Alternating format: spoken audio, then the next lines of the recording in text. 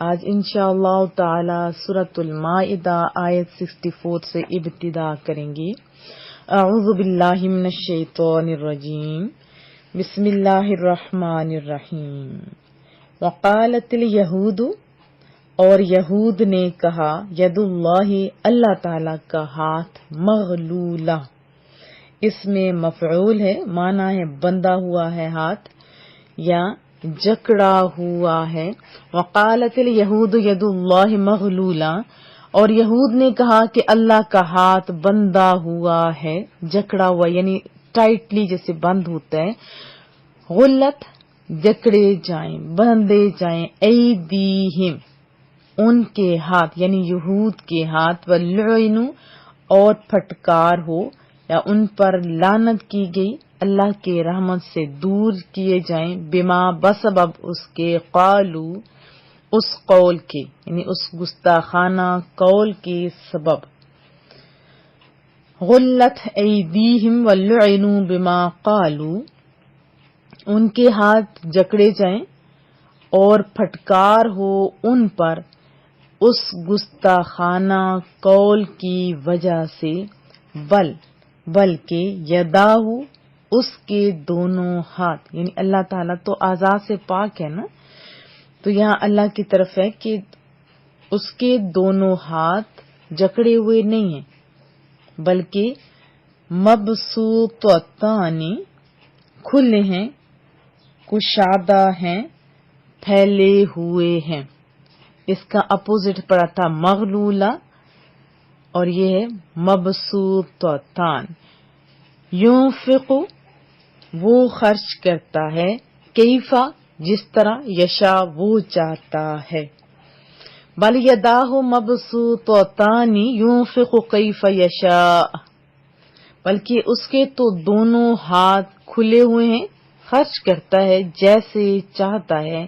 ولا یزیدن، اور زیادہ کرے گا، ضرور اضافہ کرے گا، کثیرن، بہت، اکثر یعنی کثرت سے، منہم، ان میں سے، ما انزل، وہ جو اتارا گیا ہے، الیکا، آپ کی طرف، من ربک، تیرے رب کریم کی طرف سے، طغیانن، سرکشی، وکفر، اور کفر میں۔ ولا یزیدن کثیرا منہم ما انزل الیک من ربک طغیانا وکفرا، اور ضرور بڑھا دے گا اکثر کو ان میں سے جو آپ کی طرف نازل کیا گیا ہے، آپ کے رب کی طرف سے، کس میں بڑھا دے گا؟ سرکشی اور انکار میں، سرکشی اور انکار میں۔ اور آپ ایسے بھی ترجمہ کر سکتے ہو کہ اے محبوب کریم صلی اللہ علیہ وسلم، یہ کتاب جو تمہارے پروردگار کی طرف سے تم پر نازل ہوئی، اس سے یعنی اس قرآن کریم کے سبب سے، اس قرآن کریم کی وجہ سے، ان میں سے اکثر کی شرارت اور انکار اور بڑھے گا۔ وَأَلْقَيْنَا، اور ہم نے ڈال دیا، القا کر دیا، بینہم، ان کے درمیان، کیا ڈال دیا؟ عداوت، دشمنی، والبغضاء، اور بغض، کینہ، نفرت، کب تک؟ الی یوم القیامہ، قیامت کے دن تک۔ وَأَلْقَيْنَا بَيْنَهُمُ الْعَدَاوَةَ وَالْبَغْضَاءَ إِلَى يَوْمِ الْقِيَامَةِ، اور ہم نے ان کے باہم عداوت اور بغض قیامت تک کے لیے ڈال دیا ہے۔ اور اس طرح بھی ترجمہ آپ کر سکتے ہیں کہ ہم نے ان میں دشمنی اور بغض روز قیامت تک ڈال دیا ہے۔ کلما، جب کبھی، اوقدو، بھڑکاتے ہیں وہ یا جلاتے ہیں وہ، جیسے آگ ہوتی ہے نا، اسے جلایا جاتا ہے، سلگایا جاتا ہے، تو یہاں تو بات ہو رہی ہے دشمنی اور عداوت کی۔ نارن، آگ، کون سی آگ؟ للحرب، لڑائی کی، یعنی لڑائی کی جب آگ وہ جلاتے ہیں، بھڑکاتے ہیں، تو اللہ کیا کرتا ہے؟ اطفأہ اللہ، اطفأ کا معنی ہوتا ہے بجھا دیتا ہے. ہا کی ضمیر راجع ہو رہی ہے آگ کی طرف، دشمنی کی طرف، حرب کی طرف. اطفأہ اللہ بجھا دیتا ہے اس کو اللہ تعالی. کلما اوقدوا نارا للحرب اطفأہ اللہ، جب کبھی وہ بھڑکاتے ہیں آگ لڑائی کی، یعنی جب بھی وہ لڑائی کی آگ بھڑکاتے ہیں، لڑائی کی آگ جلاتے ہیں تو اس سے اللہ تعالی بجھا دیتا ہے. وَيَسْعَوْنَ اور یہ کوشش کرتے ہیں، سعی کرتے ہیں، فی الارض زمین میں، یعنی صحیح کرتے ہیں، کوشش کرتے ہیں، دوڑ دھوپ کرتے ہیں، دوڑتے پھرتے ہیں زمین میں. کس کے لیے؟ فسادا، فساد کے لیے. وَيَسْعَوْنَ فِي الْأَرْضِ فسادا، اور یہ زمین میں فساد برپا کرنے کی کوشش کرتے ہیں. یا یہ بھی آپ کہہ سکتے ہیں کہ ملک میں فساد کے لیے دوڑتے پھرتے ہیں. واللہ اور رب کریم اور اللہ تعالی لا یحب نہیں محبوب رکھتا، نہیں دوست رکھتا، نہیں پسند کرتا کن کو؟ مفسدین، فساد کرنے والوں کو، فسادیوں کو. واللہ لا یحب المفسدین اور اللہ تعالی فسادیوں کو پسند نہیں کرتا. وضاحت جان لیتے ہیں. پہلے تو یہ بتایا گیا کہ یہود اسلامی عبادات، اذان وغیرہ کا مذاق اڑاتے ہیں، تو اس آیت میں یہ بتایا گیا کہ اب ان کی بے باکی اور بڑھ گئی ہے. کہاں تک؟ اللہ کی ذات تک، کہ اللہ تعالیٰ کی بارگاہ میں بھی گستاخانہ کلمات زبان پر لانے سے نہیں شرماتے. جب یہود نے اصحاب رسول اور رسول اللہ صلی اللہ علیہ وسلم کو دیکھا کہ وہ ان کی زندگی تو بادشاہوں کی طرح نہیں ہے بلکہ فقر و فاقہ سے کٹ رہی ہے، افلاس اور تنگ دستی کا دورہ ہے، پھر قرآن کریم کی آیت بھی انہوں نے سن لی ظالموں نے، من ذا الذی یقرض اللہ قرضا حسنا، کہ کون اللہ کو قرض حسنا دے گا. اب مومنوں کی تو خوشی کی انتہا نہ رہی کہ دے بھی وہ خود، لے اور ریٹرن بھی اس انداز میں کرے اور کہے کہ قرض حسنا. جبکہ ان ظالموں کا ہاتھ پڑ گیا تو انہوں نے زیادہ ڈھٹائی سے وہ کہنے لگے کہ مسلمانوں کا خدا یعنی رسول اللہ کا خدا فقیر ہے، بخیل ہے، مانگتا ہے، اور بہت ہی غلط باتیں کہ اسی لیے تو مسلمان بھوک سے مر رہے ہیں. اگر اس کے پاس کچھ ہوتا یا وہ سخی ہوتا اللہ تو مسلمانوں کا افلاس اور غربت کے مارے یہ حال ہوتا. آپ کو پتہ ہے کہ جیسے انسان کی سوچ ہوتی ہے وہی چیزیں ان کی زبان پہ آتی ہیں نا. بہرحال اس آیت کے جو شان نزول ہے وہ بھی سن لیتے ہیں. حضرت عبداللہ بن عباس رضی اللہ تعالی عنہما نے فرمایا کہ یہود بہت خوشحال اور نہایت دولت مند تھے. جب انہوں نے رسول اللہ صلی اللہ علیہ وسلم کی تکذیب اور مخالفت کی تو ان کی روزی کم ہو گئی. تو اس وقت جو فخاد یہودی تھا اس نے کہا کہ اللہ کا ہاتھ بندہ ہے، یعنی معاذ اللہ وہ رزق دینے اور خرچ کرنے میں بخل کرتا ہے. لیکن یہ تو اس نے بات کی، باقی جو یہود تھے وہ بھی تو اسے روک سکتے تھے. جب انہوں نے منع نہیں کیا تو کہا کہ ان ساروں نے یہ کہا. سارے ایک بچہ جب کوئی غلط بات کہ اس کے گھر والے نہ روکیں تو کیا مطلب ہوتا ہے کہ ان کی بھی اس میں ہے کیا کہتے ہیں مائنڈ ان کا بھی یہی ہے. اور پھر فرمایا کہ اللہ تعالیٰ تو بڑا سخی ہے، ان یہودیوں کے ہاتھ بندھے ہوئے ہیں. پھر اس ارشاد کو جو اثر ہے وہ زیادہ ہوا کہ یہودی دنیا میں سب سے زیادہ بخیل ہو گئے. اور یہ بھی لکھا گیا ہے کہ ان کی یہ سزا آپ کو پتہ ہے کہ جہنم میں بھی تو ان کو ملے گی نا، وہاں تو ہاتھ باندھے جائیں گے، دوزخ میں ڈالے جائیں گے. ایسا ہوگا نا. اللہ ہم لوگوں کو ہدایت دے. اس آیت میں رب کریم کے ہاتھ کشادہ ہونے سے مراد کیا ہے کہ وہ بہت زیادہ کریم ہے، مہربان ہے، دوستوں کو اور دشمنوں کو بھی نوازتا ہے. کیا اس نے کبھی ایسے کہا کہ اے بارش، اے بادلو، اے سورج، تم خالی میرے مطیع لوگوں تک ہی اپنے فیض کو پہنچانا، روشنیاں، یہ بارشیں ہوں؟ نہیں نا ایسا ہوتا. بلکہ کفار کے گھر میں بھی وہی رزق دیتا ہے، وہی روشنی پہنچاتا ہے، سب کچھ دیتا ہے نا ایسی بات؟ تو ہاں، مالک جس کو چاہتا ہے جتنا چاہتا ہے عطا کرتا ہے، کیونکہ وہ تو کسی کا ماتحت نہیں کہ کوئی اس سے پوچھے.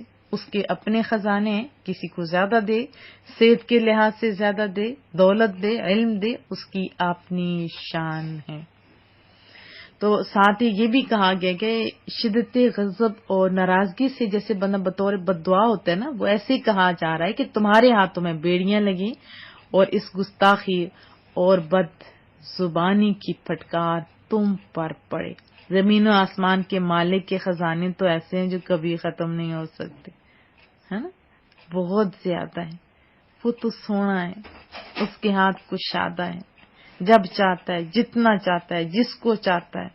وہ کسی کی اجازت کا محتاج نہیں. یہود نے پھر دیکھا اور ساری دنیا نے بھی دیکھا کہ اس کا بڑے کرم اس کے محبوب پر اور اس کے طفیل ہم سب پر ہے. جہاں جہالت اور وحشت کے اندھیرے خیمہ تھے، وہاں علم اور عرفان کے چراغ روشن ہو گئے.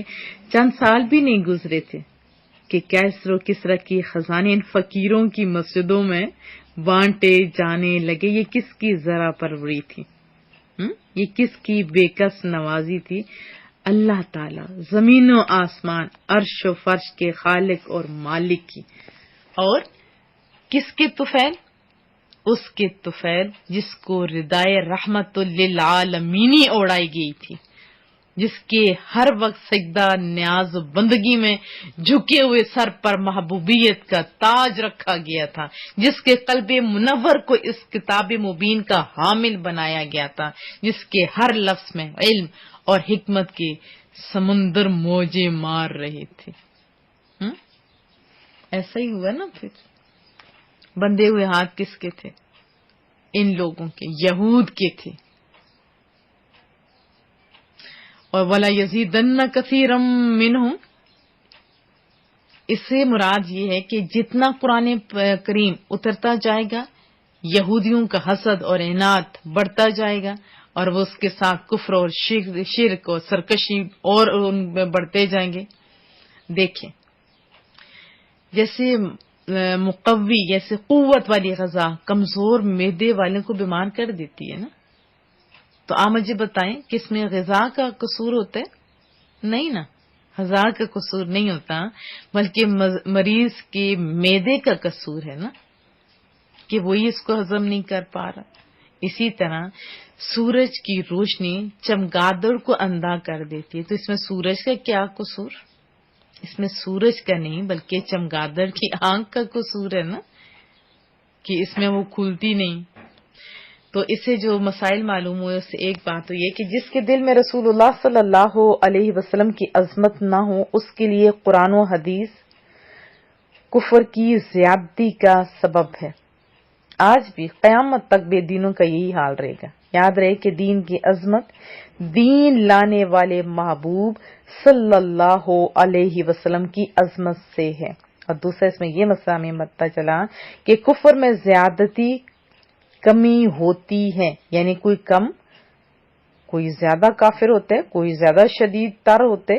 کمی زیادتی کسی مقدار سے کے اعتبار سے نہیں ہوتی. یہ ایسے ہی جیسے ایمان میں کمی زیادتی ہوتی ہے، یعنی کوئی زیادہ مضبوط ایمان والا، کوئی تھوڑا کم، ہے نا ایسی بات. اور یہ کب تک بتائے گی؟ قیامت تک. قیامت تک یہ صرف مسلمانوں کے خلاف متحد ہیں، ورنہ یہ سارے ایک دوسرے کی ٹانگیں کھینچ رہے ہوتے ہیں. اور جب بھی یہود نے فتنہ فساد پھیلایا، آپ جانتے ہیں کہ ہر دور میں کوئی ایسا انسان جو ان کا منہ توڑنے کے لیے حکمت کے ساتھ گروپ کے صورت میں ان کو ہرانے کے لیے آمادہ ہوا. رسول اللہ صلی اللہ علیہ وسلم کا جب ٹائم تھا تو محبوب کے اور صحابہ کرام کے ہاتھوں، اور پھر قیامت تک ان کے ساتھ ایسا ہی ہوتا رہے گا. اور جب کبھی بھی انہوں نے، یہود نے یا دشمنان اسلام نے اسلام اور نبی اسلام کے خلاف فتنہ فساد کی آگ بھڑکانے کی ناکام کوشش کی، پہلے، اب یا قیامت تک، تو غلبہ ہمیشہ سے اسلام کو تھا، ہے اور رہے گا. یہ ہر دور میں فسادی رہے ہیں. اب دیکھیں اللہ نے ان پر کبھی جابر حکمران، کبھی قاہر دشمن مسلط کر دیا جس کے سبب یہ پسے گئے. جیسے بخت نصر نے اینٹ بجا دی، پھر جب کچھ سنبھلے اور پھر شرارتیں شروع کر دی. پھر پطرس رومی نے آ کر ان کی سرکوبی کی. پھر ہر دور میں آپ دیکھیں کبھی مجوسی آ کر ان کے کچومر نکال رہے ہیں، اور کبھی اسلام نے آ کر ہمیشہ کے لیے ان کے خوابوں کی دنیا پریشان کرتی، ان کی جھوٹی امیدوں کے چراغ گل کرتی. اللہ ہے نا، چاہے دشمن کو دشمن کے ہاتھوں سے مروا دے، چاہے تو اہل ایمان کو جگا دے. اللہ پاک سمجھ بھی عطا فرمائے اور رسول اللہ صلی اللہ علیہ وسلم کی سچی پکی محبت ہمارے دلوں میں پیدا فرمائے، اور ہمیں بھی اللہ ہوش کے اور عقل کے ناخن دے. یہ جو اشعار، یہ جو لوگ دھڑا دھڑ غلط ملت پوسٹ، مذاق، جوک، یا رب اللہ، کہاں تک ہمارے بھی الفاظ جا رہے ہیں. دیکھیے کہیں ہم بھی ویسے ہی کام تو نہیں کر رہے جیسے یہ کر رہے ہیں. کون؟ یہود. یہ یہود کا طریقہ ہے کہ وہ اللہ تک، انبیاء کرام تک، اصحاب تک اور صالحین تک کسی کو بھی نہیں بخشتے، مذاق اڑاتے ہیں اور اذیتیں دیتے ہیں. کہیں آپ کی پوسٹیں، کہیں آپ کا مذاق بھی وہ کام نہ کر جائے. آج سے توبہ کرتے